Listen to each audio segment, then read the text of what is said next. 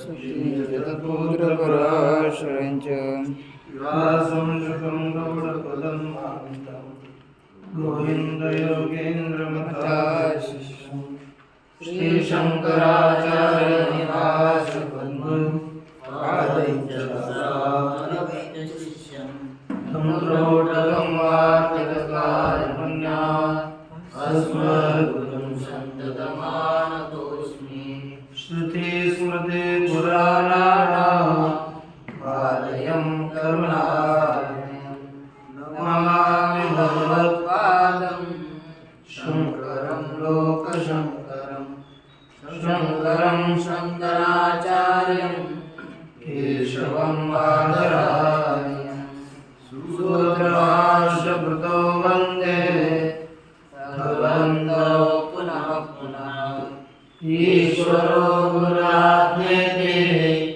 मूर्तिभेदविभागिने व्योमव्याप्तदेहाय दक्षिणामूर्तये नमः। ॐ यश्चन्दसां वृषभो विश्वरूपः छन्दोभ्यो निमृताः संबभूव समेन्द्रो मेधया स्पृणोतु अमृतस्य देवधारणो भूयासं शरीरं मे विचर्षणं जिह्वामे मधुमत्तमा कर्णाभ्यां भूरिविष्णुं ब्रह्मणो कोशोऽसि वेदया पीतः श्रुतं मे गोपाय। शांति शांति शांति। श्री भगवान परमात्मा श्री ज्ञान महाराज जगद्गुरु तुकाराम महाराज श्री संत एकनाथ महाराज आदि गुरु श्री शंकराचार्य इत्यादि सब संतों के अलौकिक और हेतु की इसी कृपा से ब्रह्मसूत्र के विचार के प्रसंग में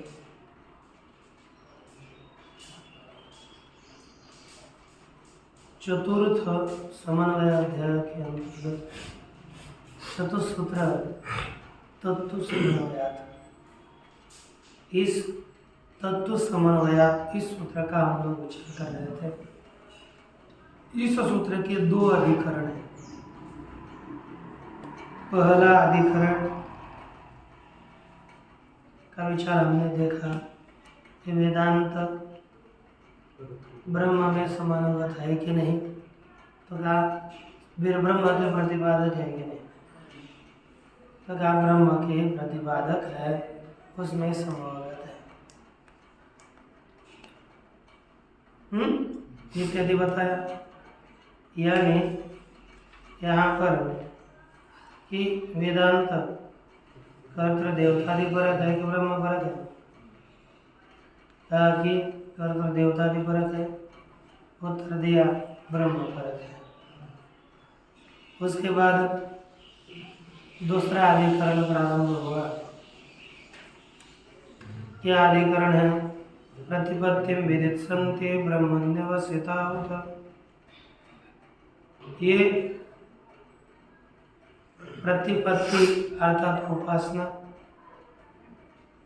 वेदांत वाक्य उपासना का विधान करते हैं अथवा ब्रह्म में पूर्ण होते हैं, ब्रह्म बोधक है। तो कहा शास्त्रत्वात्य विधातारो, शास्त्र होने के कारण ये सभी विधान करने वाले वाक्य हैं। शास्त्रत्वात्य विधातारो पुनः मननादेश कीर्तना और मनन इत्यादियों का कथन करने से भी वे विधान करने वाले हैं। और बाद में कहा अकर्तृतंत्र ब्रह्म में विधि नहीं रहती, इसलिए ये विधान करने वाले नहीं है, ये ब्रह्म में ही समर्पित होते हैं। ब्रह्म बोधक है, विधायक वाक्य नहीं है, यह बताया। इसी का कल हम लोग विचार कर रहे थे, ये कर्मकांड और ज्ञान कांड, ये दोनों में विलक्षणता है, यह सिद्धांति ने बताया था। उसने उत्तर दिया कि ये विलक्षण हो नहीं सकते। पूरा पक्ष चल रहा है अपना, विलक्षण हो नहीं सकते। क्यों? कार्य विधि प्रयुक्त ब्रह्म के ही प्रतिपादक सब वाक्य है। तो कार्य विधि कौन कौन सी है? तो कार्य विधि बताइए। आत्मावार्य द्रष्टव्य, सोन्वष्टव्य, सविजिज्ञासितव्य, आत्मेत्योपासित, आत्मानमेव लोकम उपासित, ये द्रष्टव्य है। बताए कि नहीं? ये कार्य विधि बताए। विजिज्ञासितव्य, अन्वेष्टव्य सभी कार्य विधि। उपासित कार्य विधि, आत्मानमेव लोकम उपासित कार्य विधि है। इन्हीं ऐसे विधान वाक्य होने पर, है ना, तो ब्रह्म की उपासना करनी है, आत्मा उपासना करनी है। यह आत्मा कौन है? ब्रह्म क्या है? यह आकांक्षा निर्माण होती है, और आकांक्षा निर्माण होने पर तत्स्वरूप समर्पणेन सर्वे वेदांता उपयुक्ता, आत्मा के स्वरूप के समर्पण के द्वारा, बोधन के द्वारा ये सभी वेदांत उपयोगी होते हैं, यह कहा था, है ना। कौन से?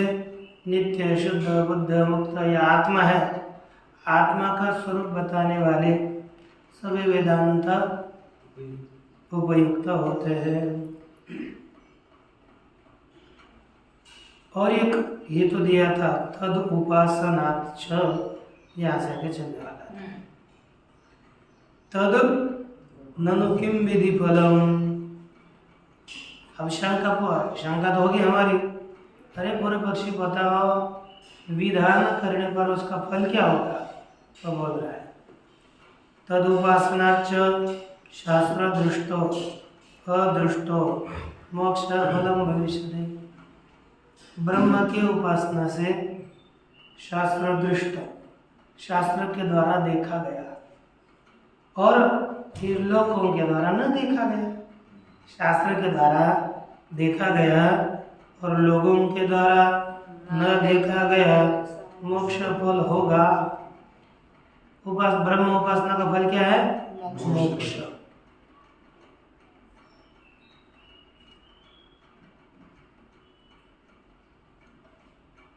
कर्तव्य विधि कर्तव्य विध्यनुप्रवेशे वस्तु मात्र कथने अनुपादान संभवात्।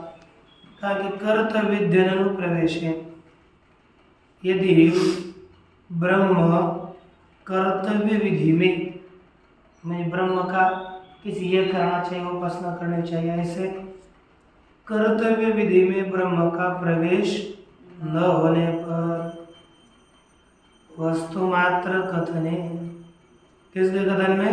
केवल वस्तु का कथन होने पर, केवल वस्तु का, हानोपादान संभवात्, हान और उपादान संभव नहीं है।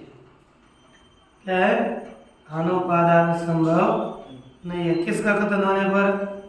केवल जो कर्तव्य विधि में प्रवेश न होने पर, केवल वस्तु का कथन होने पर, हान और उपादान। हान माने त्याग, उपादान अर्थात स्वीकार, यह संभव नहीं है।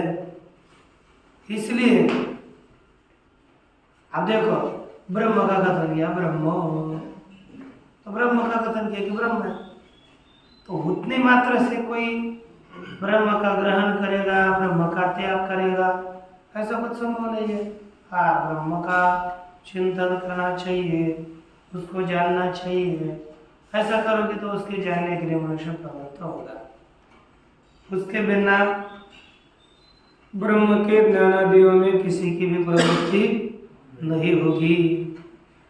और देखो, सप्तद्वीपा वसुमती राजा सौ गच्छति इत्यादि वाक्यवद वेदांत वाक्यानाम अनर्थक्यमेव स्यात्। यदि विधि में इनका अन्वय नहीं होगा तो ये सभी वाक्य अनर्थक होंगे।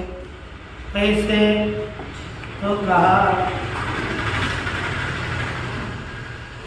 सप्तद्वीपा वसुमती, ये वसुमती अर्थात पृथ्वी, धन वाली पृथ्वी कैसी है? सप्तद्वीपा, राजा सौ गच्छति, यह राजा जाता है, इत्यादि वाक्य की तरह। ये जैसे व्यर्थ वाक्य वैसा अर्थकता नहीं है, उसी तरह वेदांत वाक्य नाम क्या होगा? अनर्थक्यमेव स्यात्। वेदांत वाक्यों में अनर्थकता होगी। ये वेदांत वाक्य कैसे है? अनर्थक है। अच्छा, इस प्रकार पूर्व पक्ष ने कहा वेदांत वाक्य कोई सार्थक नहीं है, अनर्थक है। वह उसका मानना ही वाक्य यदि क्रिया के आम्नायस्य क्रियार्थत्वात् अनर्थक्यम अतदर्थान, कल बताया था सूत्र, क्या है सूत्र? हाँ, एक अनर्थक होगा, इसलिए क्रियार्थक वेद होगा तो सार्थक है, क्रियार्थक नहीं होगा तो अनर्थक है। अब पुनः सिद्धांती उसके ऊपर शंका कर रहे हैं। शंका ननु सिद्धांती है और खंडन कर रहा था पूर्व। जब अब सिद्धांति आएगा, जब सिद्धांति बोलने लगेगा तब पूर्व पक्ष चुप होगा, वो बोलेगा नहीं, बोले है ना। यानी मध्यस्थ कोई बोल रहा है, मूल तो सिद्धांत नहीं है, लेकिन सिद्धांत की तरफ से पूर्व पक्ष का उत्तर देगा समझो। ननु वस्तु मात्र कथने भी रज्जुरियम नायम सर्प इत्यादो कथने भी, मात्र शब्द का अर्थ है केवल, ननु का अर्थ केवल वस्तु का कथन होने पर भी, केवल वस्तु का कथन किया, तो केवल वस्तु का कथन करने पर भी यम रज्जु, यह रज्जु है, नायम सर्प, यह सांप नहीं है,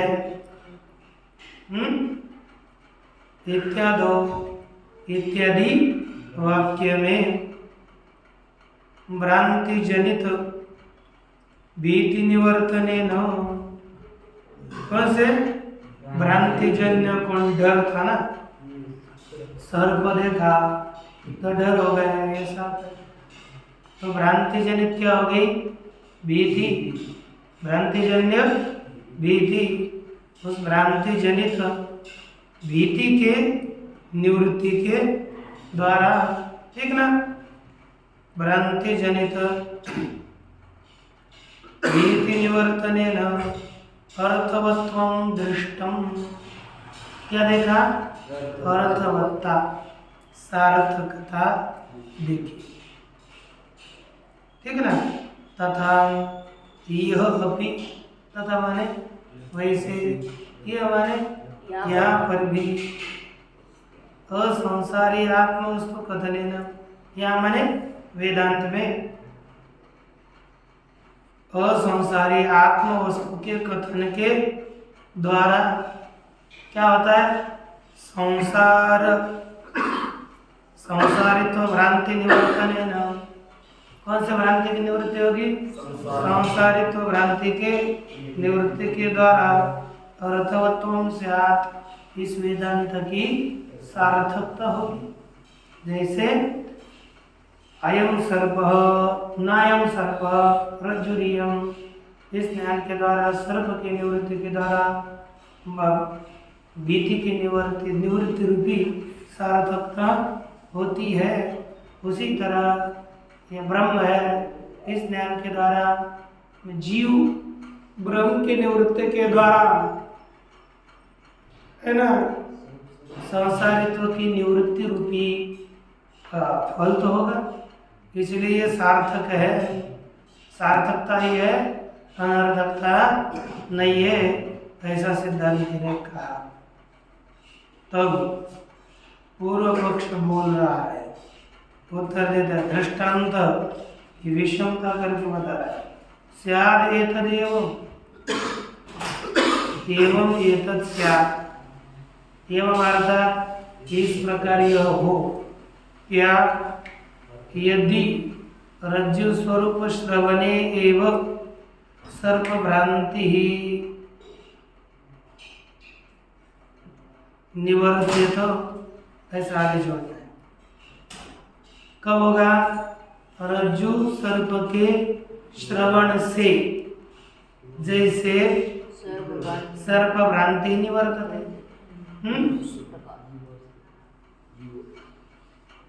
है ना? रज्जु सर्प के श्रवण से यदि सर्प भ्रांति की निवृत्ति के समान, उसी की तरह यदि रज्जु का श्रवण होने पर अरे दूरी है, तो ही रज्जु के श्रवण से जैसे सर्प की भ्रांति निवृत्त होती है, उसी तरह संसार ब्रह्म स्वरूप श्रवण मात्रेण सर्प भ्रांति निवर्तित। इसके ब्रह्म स्वरूप के केवल श्रवण से सर्प भ्रांति की यदि निवृत्ति, संसारित्व भ्रांति की निवृत्ति होती है। किसके द्वारा? ब्रह्म स्वरूप के केवल श्रवण से संसारित्व की भ्रांति यदि निवृत्त होती है ना, तो हम मानते हैं कि यह वेदांत श्रवण सार्थक है। न तो निवर्तते, वेदांत कितना श्रवण कर लिया, लेकिन संसारित्व की भ्रांति अभी तक निवृत्त क्या हुई? नहीं हुई।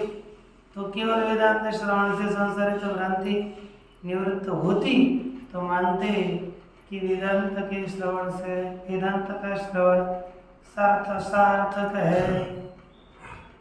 श्रुत ब्रह्मणोपि, देखो सुने हुए ब्रह्म के भी यथा पूर्वम सुखादि संसारी धर्म दर्शनात् श्रुत ब्रह्मणोपि, श्रुतम ब्रह्म येन सह, श्रुत ब्रह्म जिसने ब्रह्म को सुना है उसको भी यथा पूर्वम, जैसे पूर्व में था उसी प्रकार सुख दुखादि संसारी धर्म दर्शनात्, कैसे सुख दुख इत्यादि संसारी धर्म का दर्शन होने से, देखो जिसने ब्रह्म का श्रवण किया है उसी पहले की तरह, श्रवण करने के पहले की तरह ही सुख होता है, दुख होता है, सभी संसारी के धर्म देखते हैं। साधना प्रवृत्त होने के बाद लगता है कि सबसे बड़ी टेंशन आ गया है ना। नहीं, सच्ची जब आदमी साधना में लगता है आरंभ में उसी को ही ज़्यादा समस्या होती है, अन्य को नहीं। इसलिए साधना में लगे वैसा देखो दृढ़ रहना चाहिए, और चलते रहना चाहिए। क्या होता है ना, जब आदमी अपना उत्कर्ष करना चाहता है, अच्छा काम करना चाहता है, तभी विघ्न अनेक आते हैं, अनेकों विघ्न आते हैं। इस उन विघ्नों से आदमी हट गया तो समझा विजय किसकी होगी? विघ्न डालने वाले की होगी। और हम यदि चलते रहे तो विघ्न कुछ भी कर नहीं सकते, है कि नहीं? विघ्नों का काम है आना, और योद्धा का काम है, सूर्य योद्धा ही है ना, साधना में लगा, काम क्रोध आदि विकार सब कुछ आते जाते रहते हैं, उनके साथ हाथ दो हाथ करना अपना काम है। वो आए तो रोके, उनको अपना प्रभाव न करने दे, तभी कल्याण होता है। अब देखो, श्रोत्रव्यो मंतव्यो निध्यासितव्य इति च श्रवणोत्तर कालयोः। कहते हैं कि श्रवण के उत्तर काल में श्रवण है ना, श्रोतव्य हो गया तो श्रवण के काल में दो है, मंतव्य निधिध्यासितव्य। श्रवणोत्तर कालयोः मनन निधिध्यासनयोः विधि दर्शनात्। मनन और निधिध्यासन में विधि का दर्शन होने से तस्मात् प्रतिपत्ति विधि विषयतया एव, इसलिए प्रतिपत्ति अर्थात ज्ञान के विधि के विषय रूप से शास्त्र प्रमाणकम, कौन सा? शास्त्र प्रमाण वाला ब्रह्म विभगंतव्यमिति, कौन सा? शास्त्र प्रमाण वाला ब्रह्म को सब जानना चाहिए, समझना चाहिए। अर्थात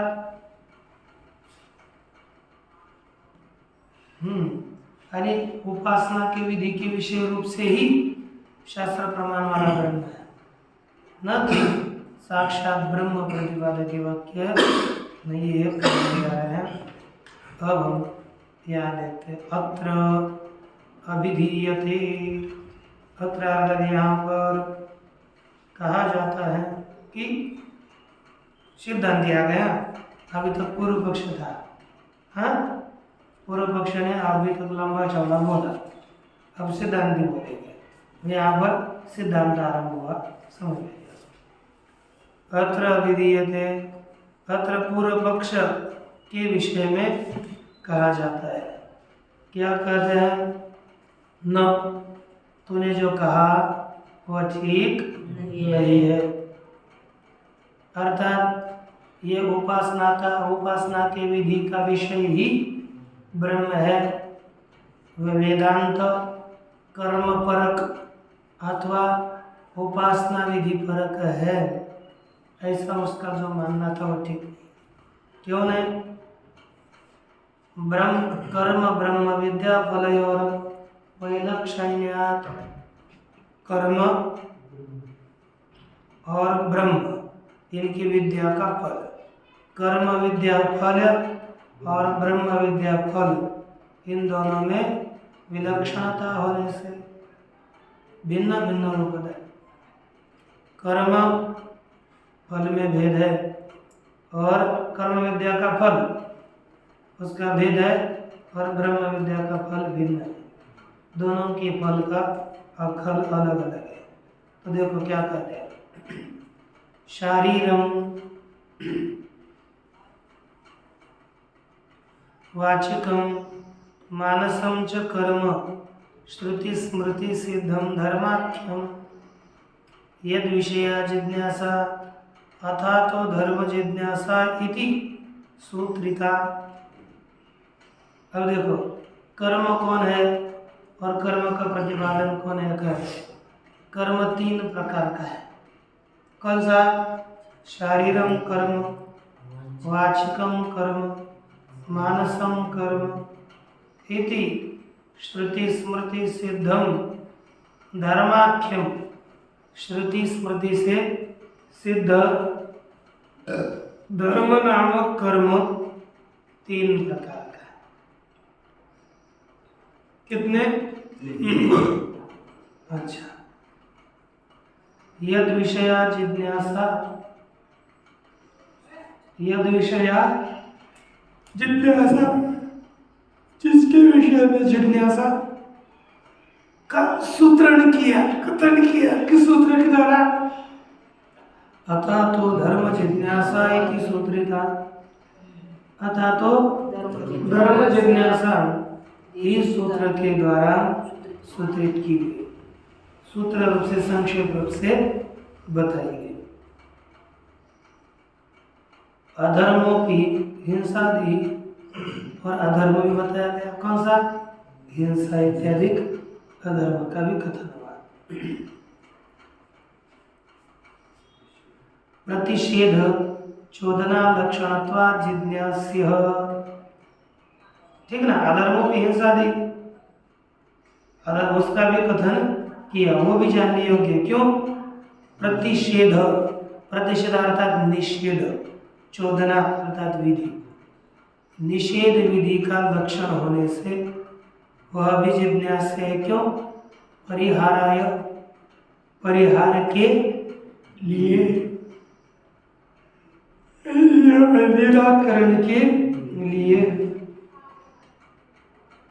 तयोश् चोदना लक्षणयोः अर्थानर्थयोर धर्माधर्मयोः फले प्रत्यक्षे सुख दुखे शरीरवाङ्मनोभिः एव उपभुज्यमाने विषयेन्द्रिय संयोगजन्य ब्रह्मादिषु स्थावरान्तेषु प्रसिद्धे।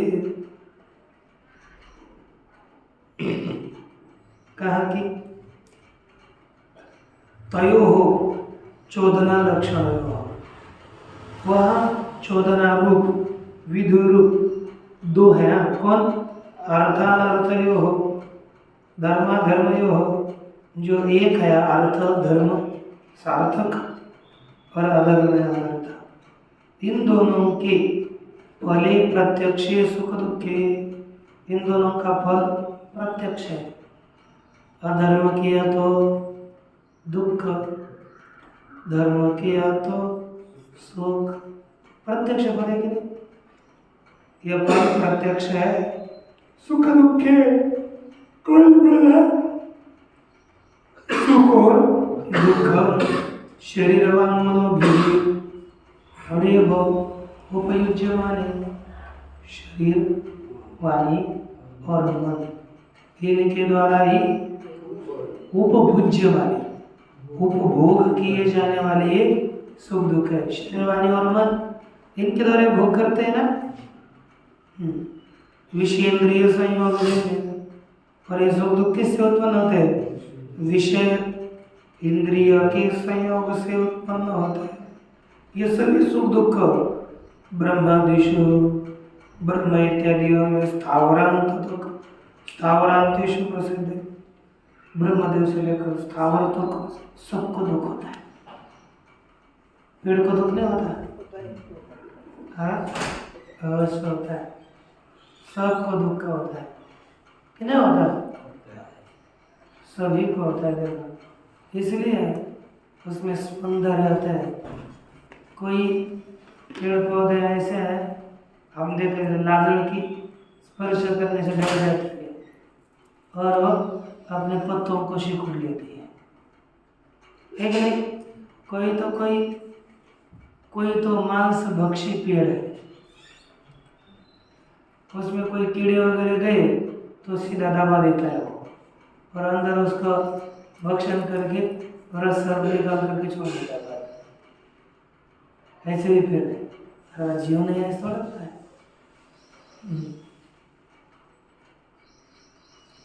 सृष्टि है भगवत सृष्टि। मनुष्यत्वात् आरभ्य, मनुष्यत्व से आरंभ करके ब्रह्मांतेषु देहवत्सु, ब्रह्म है अंतिम में, जिसके ऐसे देह वालों में सुख तारतम्यम अनुश्रूयते, क्या हो जाता है? सुख का तारतम्य। तारतम्य। सुख की न्यूनाधिकता का श्रवण किया जाता है। कम ज्यादा सुख तक के कम ज्यादापन का श्रवण किया जाता है। ठीक है ना? होता है ना, किसी में सुख लियक है, किसी में कम है। ब्रह्मा में ज्यादा है तो मनुष्य में कम है। ततश्च तद हेतु धर्म से तारतम्य अनुश्रूय गम्य थे। अब सुख का तारतम्य है, इसलिए उसका हेतु किसका? सुख दुख का हेतु जो धर्म है, सुख का हेतु धर्म, उसमें भी तारतम्य कम ज्यादापन देखा जाता है। ठीक ना? ये होता है ना? धर्म तारतम्य अधिकारी तारतम्य। धर्म कम ज्यादा हो गया तो यह अधिकारी का तारतम्य का ज्ञान होता है। प्रसिद्धम च अर्थित्व सामर्थ्याधिकृतम अधिकार तारतम्य। कहते देखो, यह अधिकारी कर्म का अधिकारी की तारतम्यता न्यूनाधिकता ये प्रसिद्ध है। किसमें? कहते हैं देखो, कर्म का अधिकारी कौन होता है? अर्थित्व जिसमें हो वह कर्म का अधिकारी होता है। अर्थी होना चाहिए ना, उसको कुछ फल की चाह होनी चाहिए। फल की चाह होगी तभी, अर्थित्व जिसमें है वह कर्म का अधिकारी है।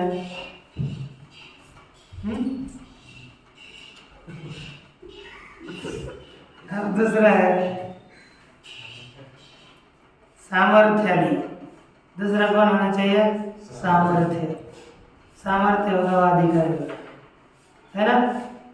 तीसरा है विद्वत्व, वो विद्वान होना चाहिए।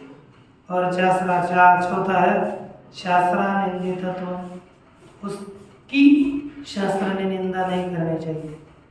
ये चार टीका में दिए, तीसरे पंक्ति है ना? ये सभी ये आधिकारित्व के कारण है। चार जिसमें होता है वो कर्म का अधिकारी है। चार के अतिरिक्त होंगे तो कर्म का अधिकारी नहीं है। ठीक ना? अब आगे देखो, तथा च यागाद्यनुष्ठायिनाम एव विद्या समाधि विशेषा उत्तरेण पथा गमनम। उसी तरह यागादि अनुष्ठायिनाम माने यागादियों का अनुष्ठान करने वाले जो लोग हैं उनका ही, जो यागादि अनुष्ठान करते हैं ना, उनका ही विद्या समाधि विशेषा, ये कहते हैं विद्या उपासना करते हैं, समाधि करते हैं इत्यादि साधना के विशेष से उत्तरेण पथा गमनम, उत्तर मार्ग से उनका गमन होता है ना? अच्छा, केवल ही इष्टापूर्त दत्त साधन ही, लेकिन केवल इष्ट कर्म करेंगे। टीका में सब कुछ धीरे धीरे अग्निहोत्रम तपस्सत्यम वेदानां चारुपालनम आतिथ्यम वैश्वदेवं च इष्टमित्य विधीयते। इन कर्मों को क्या कहते हैं? इष्ट कर्म। अब कौन सा? अग्निहोत्र करना, तप करना, सत्य बोलना, वेद के आज्ञा का पालन करना, आतिथ्य करना, वैश्वदेव याग करना, है ना? इसको क्या कहते हैं? इष्ट कर्म कहते हैं। यह श्रवत कर्म है। दूसरा है पूर्त। कौन है? वापी। वापी माने कुआं। कूप माने अच्छा वापी, कुआं माने वापी अर्थात बावड़ी, विहीर, और कूप अर्थात मराठी में आड़ बोलेंगे। वापी मतलब बावड़ी क्या होते हैं ना, उस काल में ऐसे बहुत बड़े बड़े होते थे, उसमें स्वयं उतर करके पानी ले सकेंगे, पैरों वाले, सीढ़ियों वाले, है ना, वैसे बनाते थे। लेकिन पूर्व काल में उनको पानी भी रहता था, आजकल वो सब सूख गए। वापी कूप, तालाब बनाना, तालाब को निर्माण करना, देवता नानी देव पुनः देवता यत नानी च, देवताओं के आयतन अर्थात देवता जहाँ पर रहते हैं ऐसे स्थान, घर। इसके पश्चात और कौन, अलग मंदिर, ये हो गए, हाँ, अन्न प्रदान, लोगों को अन्न देना, आराम अर्थात बगीचे बनवा देना, ये सभी पूर्त कर्म है, ये स्मारत कर्म है। दूसरे दत्त कर्म, तीसरे शरणागत संतराण, जो शरण आया रहे उसकी रक्षा करना, भूतानां च हिंसनम, भूतों की भी हिंसा न करना, बहिर्वेदी च यदानम, और वेद के बाहर दान देना, इसको क्या कहते हैं, दत्त कर्म, ठीक है।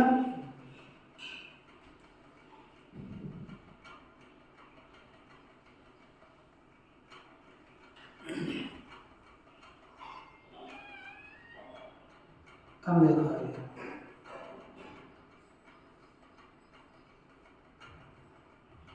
अब केवल इष्टापूर्त दत्त साधन है, केवल इष्टापूर्त दत्त कर्मों के द्वारा धूमादि क्रमेण, धूमादि मार्ग से क्या जाता है, धूमादि दक्षिणेन पथागमनम, दक्षिण मार्ग से जाना होता है।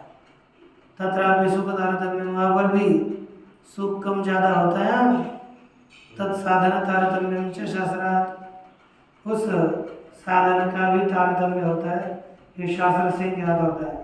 यावत संपादन उषित्वा इति अस्मात् गम्यते, जब तक संपाद अर्थात देह नहीं गिरता तब तक यहाँ पर रह करके बाद में ये क्या हो जाता है, वहाँ अन्य लोगों में चला जाता है। तथा मनुष्यादिषु नारक स्थावरांतेषु, मनुष्यादियों में कहाँ तक, नावरक स्थावरांतेषु, नरक से लेकर स्थावर तक सभी सुख लवहा, उसमें सुख का थोड़ा अंश मिलता है, सुख पाता जवाब।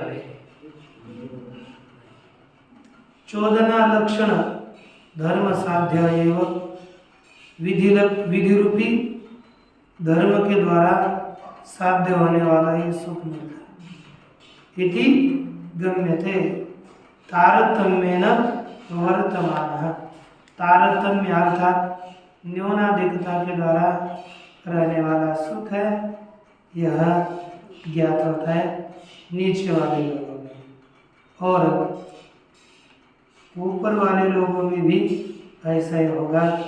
तो इसका विचार हम करेंगे। ओम पूर्णमदः पूर्णमिदं